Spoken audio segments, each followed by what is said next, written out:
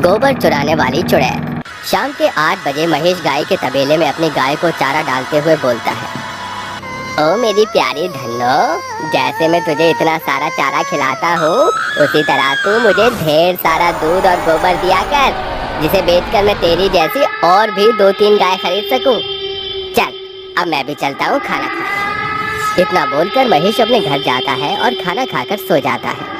लेकिन तभी अचानक से उसके कानों में उसकी गाय के तेज रम्भाने की आवाज आती है, जिससे उसकी आंखें खुल जाती हैं और वो बोलता है, अरे मैं अभी तो उसे इतना सारा चारा देकर आया हूँ, फिर धन्नो क्यों चिल्ला रही है? वो किसी मुसीबत में तो नहीं? चलकर देखता हूँ। जिसके बाद महेश तबेले में जाकर आसपास देखने लगता है, लेकिन उसे वहाँ कोई नजर नहीं आता और महेश वहाँ से जाने लगता है।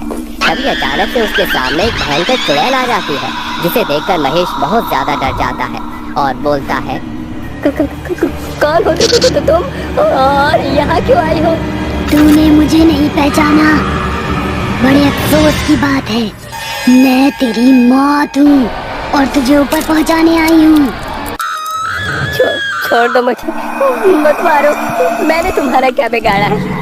बचाओ, कोई मुझे बचाओ, वरना ये चुड़ैल मुझे मार देगी। मूर्ख इंसान, कब तक तू अपनी मौत से भागेगा?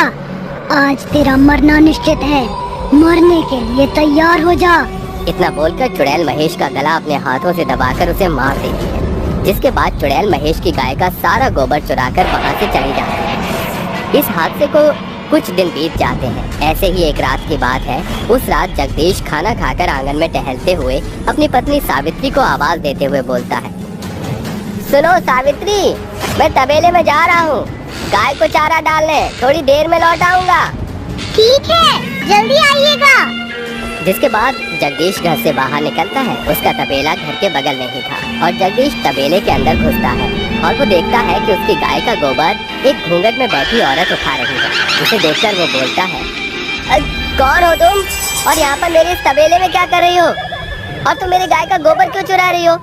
जवाब दो मुझे। तभी चुड़ैल खड़ी होती है और अपना घूंघट हटाते हुए बोलती है, जवाब चाहिए तुझे तो सुन, मैं तेरी मौत हूँ और तुझे मारने के लिए यहाँ आई हूँ। अपने सामने चुड़ैल को देख जगदीश डर से थर-थर कांपने लगता है और उससे अपनी जान की भीख मांगते हुए बोलता है, मत मारो मुझे, भगवान के लिए मेरी जान छोड़ दो मुझे। नहीं, मैं तुझे नहीं छोड़ूंगी, तुझे मरना ही होगा। बचाओ, बचाओ मुझे। उसकी चीख सुनकर सावित्री भी दौड़ी दौड़ी तबेले में आती है, लेकिन तभी चुड़ैल जगदीश का गला दबाकर उसे मार देती है और चुड़ैल बोलती है, तो तू भी आ गई मरने के लिए? कोई बात नहीं, मैं तेरी इस अधूरी ख्वाहिश को अभी पूरी कर देती हूँ। मुझे छोड़ दो, मत मारो मुझे। लेकिन चुड़ैल सावित्री की जरा भी बात नहीं सुनती और उसे भी मारकर उनकी गाय का सारा गोबर चुराकर वहाँ से चली जाती है। ऐसे ही हर रात चुड़ैल गांव में आकर अपना शिकार करती और गोबर चुराकर भाग जाया करती थी। अचानक से गांव में लोगों की मौत होती देख पूरे गांव में दहशत का माहौल फैल जाता है। लेकिन एक दिन इस विषय पर गांव के कुछ लोग बात करते हैं। कुछ पता नहीं चल रहा कि गांव के लोगों को कौन मार रहा है। पुलिस वाले भी छानबीन करके थक गए हैं। अगर ऐसा ही चलता रहा तो एक दिन ऐसा ना हो कि ये गांव इंसानों के बगैर बंजर धरती बन जाए।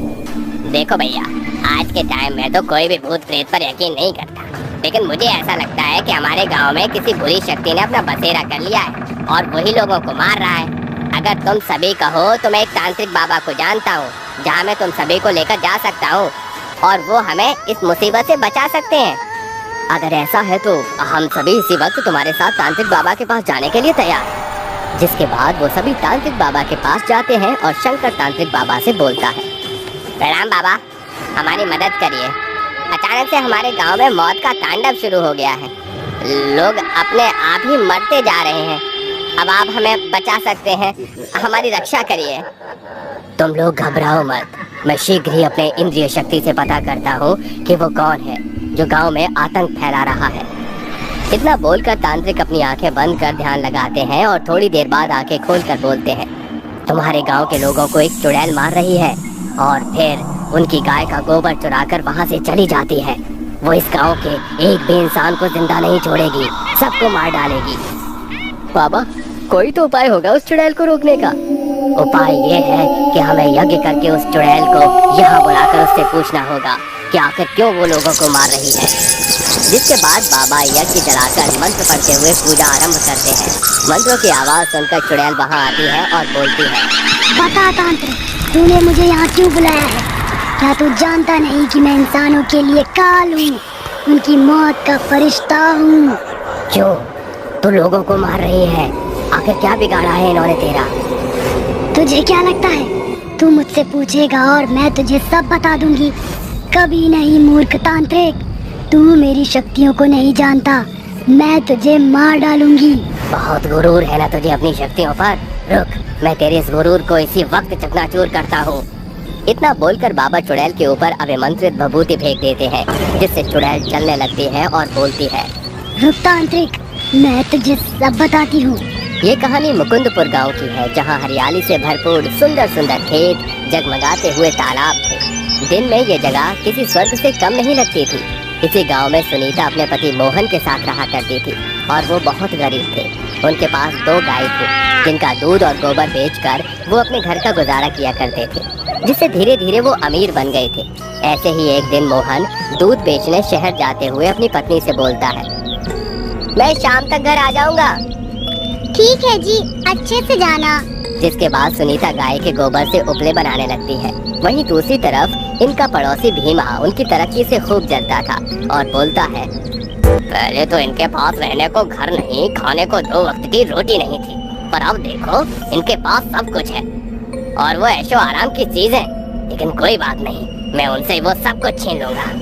इतना बोलकर भीमा उनके घर जाता है और उनकी दोनों गाय के पेट में चाकू भोंककर उन्हें मार देता है। तभी सुनीता वहाँ पर आ जाती है और उससे बोलती है, ये क्या किया तुमने भीमा? क्यों मासूम जानवरों को मार डाला? इन्हीं के दूध और गोबर की वजह से तुम लोग अमीर हो रहे थे ना, इसलिए मैंने इन्हें मार दिया और अब तुम भी मरोगी। जिसके बाद भीमा सुनीता को भी चाकू से गला काटकर मार देता है और वहीं छुपकर मोहन के आने का इंतजार करता है। तभी मोहन घर आता है और भीमा उसे भी मार देता है। और उसी वक्त मैंने कसम खाई थी कि मैं लोगों को मारूंगी। जिसके बाद मैंने इन लोगों के गाय के गोबर को चुराना शुरू किया और जब ये गाय को देखने आते, मैं उन लोगों को मौत के घाट उतार देती थी। मैं मानता हूँ तेरे साथ गलत हुआ, पर तूने अपने कातिलों को मारकर अपने परिवार का मौत का बदला ले लिया है। अब तू यहाँ से चली जा। नहीं जाऊंगी, मैं इस पूरे गांव को शमशान बना दूंगी। तो फिर तू ऐसे नहीं मानेगी, तुझे सबक सिखाना ही पड़ेगा। इतना बोलकर तांत्रिक बाबा चुड़ैल के ऊपर पवित्र गंगा जल छिड़क देते हैं, जिससे चुड़ैल वहीं जलकर भस्म हो जाती है और गांव चुड़ैल के आतंक से मुक्त हो जाता है।